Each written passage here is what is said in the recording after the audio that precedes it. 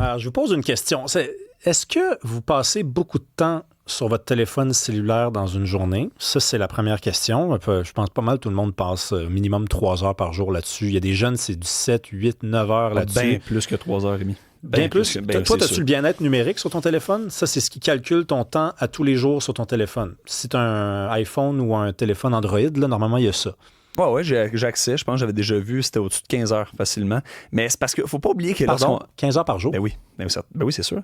Ton téléphone est quand même actif malgré qu'il se ferme en, je sais pas moi, 2 petites minutes. C'est pas calculé comme étant inactif, ça. Et surtout avec tes comptes, exemple comme Chrome, tout ça, que tu es connecté sur ton ordi téléphone, tu sais, des fois le Apple Cloud, ben ça calcule les temps comme un tout, un petit peu selon ton compte. Parfois, ça peut être un peu plus élevé, mais oui, en effet, je suis vraiment dépendant, Rémi, de mon cellulaire pour ben des raisons, pour le travail, pour OK, j'ai une question un peu indiscrète à te poser. Vas-y. Est-ce que tu as déjà fait le lien entre ta libido et le temps que tu passes derrière ton téléphone? Oui, j'ai déjà pensé, oui, parce que je me dis, si mon attention est mise à la bonne place, d'accord? C'est-à-dire pas sur mon cellulaire une fois que je suis avec une personne, un partenaire. En effet, je pense que ça va amener à plus d'intimité, à plus d'écoute et éventuellement à des rapports sexuels. Vous, à la maison, est-ce que des fois, après une journée, être passé 5, 6, 7 heures derrière votre téléphone, que ce soit pour le travail ou en revenant pour regarder des affaires sur votre téléphone, est-ce que vous avez eu l'impression que ça vous donnait moins envie de vous coller? Moins envie de faire des cochonneries, des affaires le fun, finalement. Est-ce que vous avez fait le lien? Bien, je pose la question parce qu'il y en a qui ont commencé à le faire, le lien. Il y a des récentes études américaines qui se sont intéressées à l'apparition du iPhone. On s'en rappelle, c'est 2007. L'iPhone était localisé dans certains endroits aux États-Unis parce qu'au départ, il fallait faire affaire avec un réseau cellulaire pour avoir un iPhone. Et on a remarqué que dans ces zones-là où il y avait une forte concentration d'iPhone, le taux de fécondité baissait parce que, roulement de tambour, il faut faire l'amour pour faire des enfants. On en parle avec Benoît Laplante, professeur titulaire au Centre Urbanisation, Culture, Société de l'Institut national de la recherche scientifique. Je le dis chaque fois, M. Laplante, mais maudit que le monde ont des longs titres.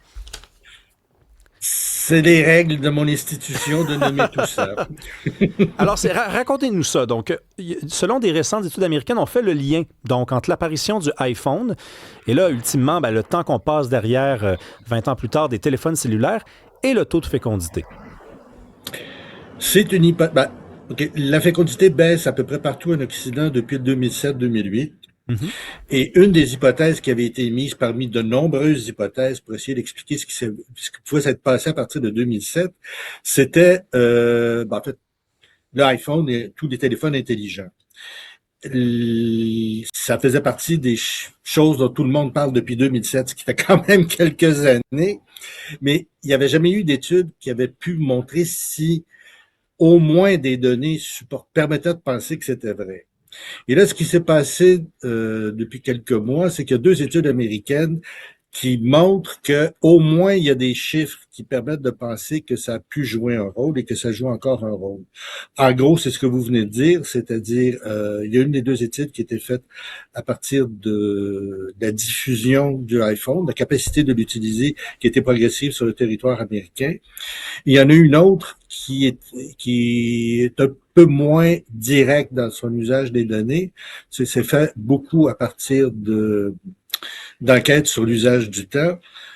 Mais les résultats des 2 enquêtes, des 2 études, par contre, disent à peu près la même chose. Il est tout à fait possible qu'il y ait un lien entre l'introduction et l'usage des téléphones intelligents et la baisse de natalité. Qu'est-ce que vous trouvez le plus important à mettre sur la table? Parce que on parle, par exemple, des écrans. Un écran, quiconque a passé du temps derrière un écran, beaucoup de temps derrière un écran dans une journée, a ressenti que ça nous amortit. Là. Ça nous rend un peu... ça nous met dans les vapes. Est-ce que c'est ça qui fait en sorte que, finalement, on a moins de rapports sexuels? Est-ce que c'est juste une question mathématique, c'est le temps passé? Plus on passe du temps à faire autre chose qu'à faire des rapports sexuels, on a moins de rapports sexuels. Est-ce que c'est aussi, puis on n'en a pas encore parlé, la porno également? Parce que plus on passe de temps derrière un téléphone, plus on a de chances de consulter de la porno. Puis quand on a fini de consulter de la porno, c'est pas la première affaire qui nous vient à l'esprit que d'aller faire l'amour. Voyez-vous, tout ce que vous venez de dire, c'est des questions qui se posent à partir des résultats de l'étude. Les résultats de l'étude montrent que, dans le temps, il y a une corrélation, une co-occurrence entre la chute de la fécondité et puis la diffusion des téléphones intelligents. Mais le mécanisme réel là, qui lie les deux, personne ne l'a encore trouvé. Et ce que vous venez de faire, c'est la liste des explications possibles. On ne sait pas laquelle est la bonne dans le temps. Ça peut être ça. Tout simplement, le fait qu'on passe du temps sur le téléphone, il y a d'autres choses qu'on ne fait pas, en particulier avoir des relations sexuelles. Mais il y a d'autres explications qui ont été proposées. Par exemple, que ça change la relation qu'on a avec autrui, les attentes qu'on a avec autrui, l'importance qu'on accorde la réduction du temps qu'on passe à avoir des interactions dans le monde réel, disons, avec autrui. Mais ça reste des questions auxquelles il faudrait répondre. On ne le sait pas encore. On ne sait pas encore. Mais on a quand même remarqué que depuis 2007, dans certaines régions des États-Unis, là où il y avait plus d'iPhone que dans d'autres... Non, mais c'est déjà un bon départ, puis c'est déjà aussi une bonne chose de se poser ces questions-là. Oli, as-tu des commentaires qui rentrent? Ben, en effet, il y en a que Pierre nous mentionne. Je ne sais pas si c'est mon sel ou bien le célibat, mais je crois bien que c'est le célibat la plus grosse raison de mon côté. Là, un autre auditeur nous mentionne, il y a une période de déshumanisation présentement, mais un tel changement dans un procédé suite à cette oscillation, l'humanité se stabilisera. Donc, lui, d'un point de vue positif, il pense qu'un jour, il va falloir faire le reset et revenir à nos bases. De ton côté, Rémi, je ne t'ai pas entendu.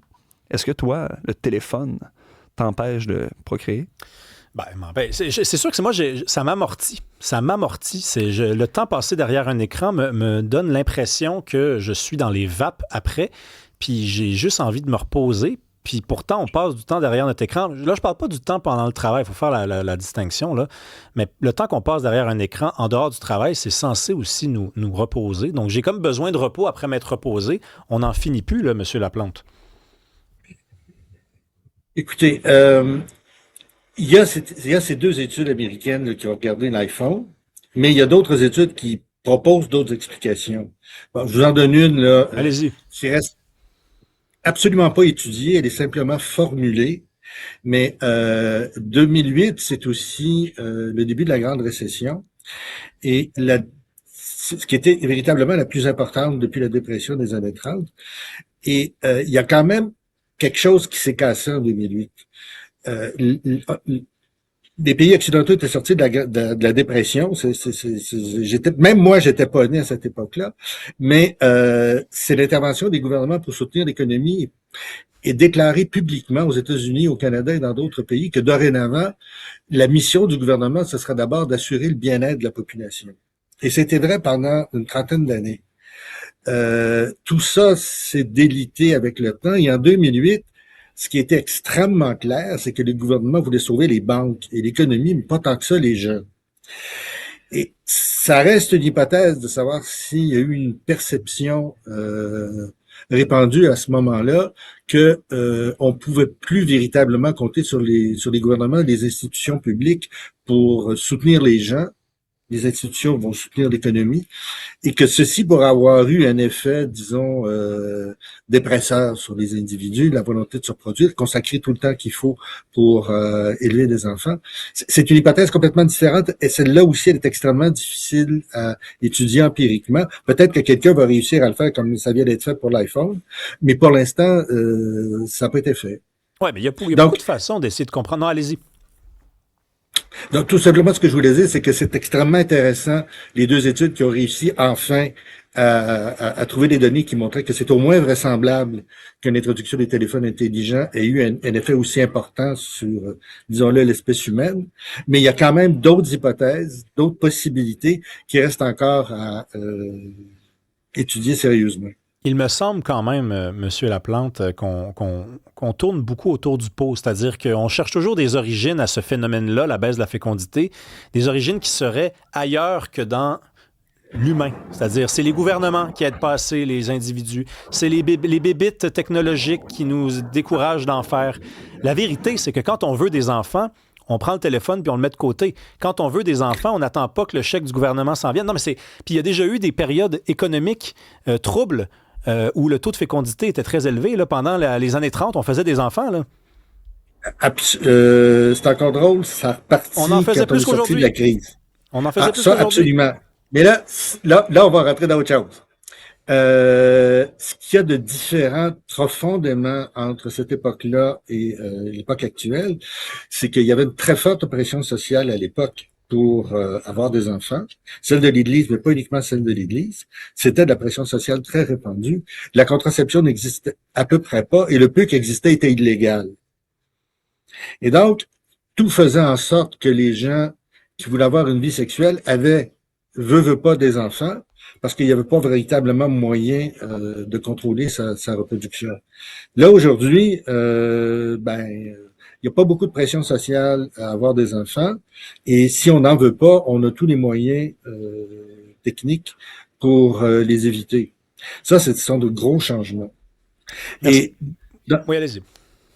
Non, ce que j'allais dire, c'est que dans les études récentes, quand on demande aux gens combien voulez-vous d'enfants, il y a eu un gros changement. Jusque vers 2011, la réponse était « Oh, j'en veux 2, au moins ». Les 2 mesures les plus récentes après 2011, au Canada, les gens en moyenne veulent moins de 2 enfants.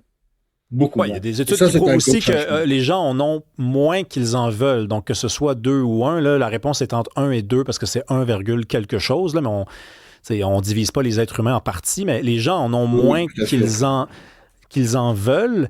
Et il y a des explications, je veux bien l'entendre et le croire et le penser, qui nous viennent de l'appareil, de l'état, des conditions économiques et de tout. Mais il y a aussi il y a une partie de la réponse, je ne peux pas croire le contraire, qui se trouve dans notre cœur. Je ne peux pas croire le contraire. Merci beaucoup, Benoît Laplante, professeur au Centre Culture Société de l'Institut national de la recherche scientifique. En arrière, là, en régie, je veux savoir, est-ce que quand vous passez du temps derrière votre écran, puis là, Oli, honnêtement, 15 heures par jour, j'ai jamais entendu un nombre d'heures aussi élevé que ça. Je regarde ton téléphone, c'est sûr que c'est plus que 3 heures. Ben non, moi je le reçois chaque dimanche, puis ça me dit 2h45 ou 3 heures. Mais là, toi, tu me dis que ça calcule le temps. Oui, mais ça se peut se connecter sur plusieurs systèmes, en effet, oui. Mais Sébastien, toi, là, quand tu passes du temps derrière ton écran, là, mettons, là, quand tu arrives à Trois-Rivières là, après ta grosse journée de travail, là, puis là, tu te poses, puis tu passes un petit peu de temps à regarder des chats qui tournent en rond, puis qui se mettent des pétards dans les fesses. Après, mettons, là, t'as-tu envie d'y aller par là? Mais le problème, c'est que ça arrive pas. Quand j'arrive à la maison, je saute pas sur mon cellulaire. Je fais autre chose, je suis avec ma copine, mais j'ai regardé le temps que j'ai là. C'est 2h15 par jour. Ben, tu vois, et là-dessus, j'ai au moins une bonne demi-heure où c'est le circuit électrique qui me dit il y a une borne disponible, va te parquer là. Fait que c'est pas tant en ce qui me concerne. 2h15, ben t'es dans la moyenne. Moi, 2h15, c'est raisonnable, honnêtement. Toi, Emma, là, mettons, là, t'es une jeune fille. Oui. Tu passes combien d'heures par jour sur ton téléphone? Ben moi, je passe environ 7 heures par jour. Là. 7 heures? Ben, attendez, moi je pense que je vais aller voir mon temps d'écran là, parce que j'ai pas envie d'avoir l'air... OK, non, ça dit 5h10. 5h10, OK, parfait. Puis est-ce que tu fais un lien entre les écrans et la libido? Ça a été étudié par des chercheurs. Là. On commence à le faire. Le j'ai jamais fait de lien, mais je pourrais y penser. Vraiment. Là, tu vas nous arriver avec une réponse demain. Une thèse. Une thèse. Moi, je pense, Rémi, on est juste 15 heures, gênés. Toi, tu n'as jamais passé. Tu n'as jamais fait ça, faire l'amour, toi? Ben oui, je fais l'amour. Rémi, on est gênés, on est coincés, on a peur, justement, avec les téléphones. Ça nous empêche de sortir et de rencontrer les gens. Soyez fous, les gens. C'est l'été, profitez-en. Puis ça ne veut pas dire qu'on n'a pas d'enfants, qu'on ne fait pas l'amour. Je tiens à le mentionner. Soyez fous. Et je rajoute, faites l'amour beaucoup. On a besoin d'enfants. Merci à vous d'avoir été là. On se retrouve demain, 9h. Ciao.